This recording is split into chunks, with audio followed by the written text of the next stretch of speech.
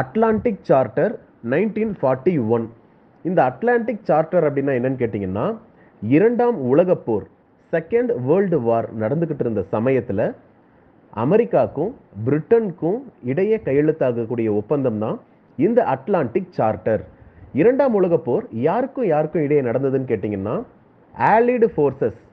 இந்த ஆலிடு ஃபோர்ஸஸில் எந்தெந்த நாடுகள் இருக்குன்னா, பிரான்ஸ், போலாந்து, கிரேட் பிரிட்டன், இவங்களுக்கு ஆதரவு கொடுத்த நாடுகளான Canada, Australia, New Zealand, south Africa, இவங்க எல்லாம் ஒரு பக்கம் இருந்து சண்டை போடுறாங்க. இவங்க ஆலிடு ஃபோர்ஸ். இன்னொரு பக்கம் ஆக்சிஸ் ஃபோர்ஸ். இந்த ஆக்சிஸ் ஃபோர்ஸ் பக்கம் யார் யாருன்னு கேட்டிங்கன்னா, ஜெர்மனி, இட்டாலி, ஜப்பான், இவங்க சண்டை போட்டுக்கிட்டு இருக்காங்க. இந்த இரண்டாம் உலகப் போர் நடந்துட்டு இருக்கக்கூடிய சமயத்தில் அட்லாண்டிக் சார்ட்டர் யாருக்கிடையே கையெழுத்தாகுதுன்னா, US president Franklin D Roosevelt, US சார்பாக அவருடைய பிரசிடென்ட் வர்றாரு, FDR, Franklin D Roosevelt. British சார்பாக British prime minister Winston Churchill வர்றாரு. இவங்க ரெண்டு பேரும் ஒன்றா சேர்ந்து ஆகஸ்ட் 14, 1941 இந்த அட்லாண்டிக் சார்ட்டர் கையெழுத்து ஆகுது.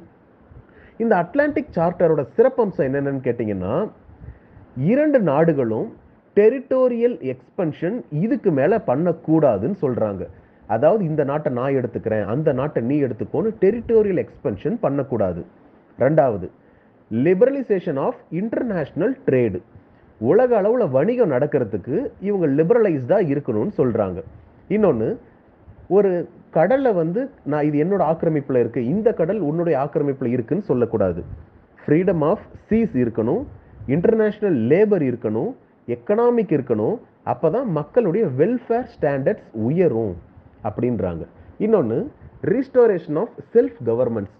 அதாவது ஒரு நாடு இவங்க போட்ட சண்டையில் ஆளுக்கு இந்த நாடு நான் எடுத்துக்கிறேன், அந்த நாட்டை நீ எடுத்துக்கிறேன்னு எடுத்துக்கிட்டாங்க.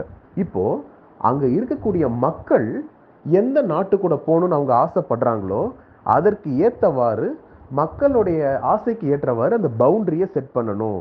மக்களுக்கு பிடிச்ச மாதிரி அந்த கவர்மெண்ட்டை அங்கே ரீஸ்டோர் பண்ணணும். பீப்புள் வந்து எந்த கவர்மெண்ட்டை சூஸ் பண்ணுறாங்களோ அவங்கள தான் அங்கே இருக்க விடணும் அப்படின்னு சொல்கிறாங்க. இந்த அட்லாண்டிக் சார்ட்டர் என்ன ஆச்சுன்னு கேட்டிங்கன்னா, பேசுகிறதுக்கு ரொம்ப நல்லா இருந்தது. ஆனால் இது இவங்க எதிர்பார்த்த ரிசல்ட்டை இது கொடுக்கவே கிடையாது. இந்த அட்லாண்டிக் சார்ட்டரோட விளைவு என்னன்னு சொல்லி கேட்டிங்கன்னா, இந்த Franklin D Roosevelt free exchange of trade, self determination வரணும்னு நினச்சாரு. இன்னொன்று, டிஸ்ஆர்மமெண்ட் பை ஆல் நேஷன்ஸ்.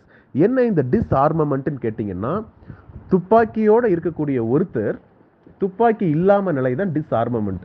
வெடிகுண்டு, அணுகுண்டு எல்லாம் எடுத்து ஒரு நாடு மேலே போடுறாங்க, எதுவும் இல்லாமல் டிஸ்ஆர்மமெண்ட் பண்ணணும்னு சொல்கிறாங்க. இன்னொன்று, collective security by all nations. எல்லா நாடுகளும் சேர்ந்து ஒரு கலெக்டிவ் செக்யூரிட்டியை உருவாக்கணும் அப்படின்னு சொல்லி சொல்கிறாங்க. இதுதான் அட்லாண்டிக் சார்ட்டர். புரியுது தானே?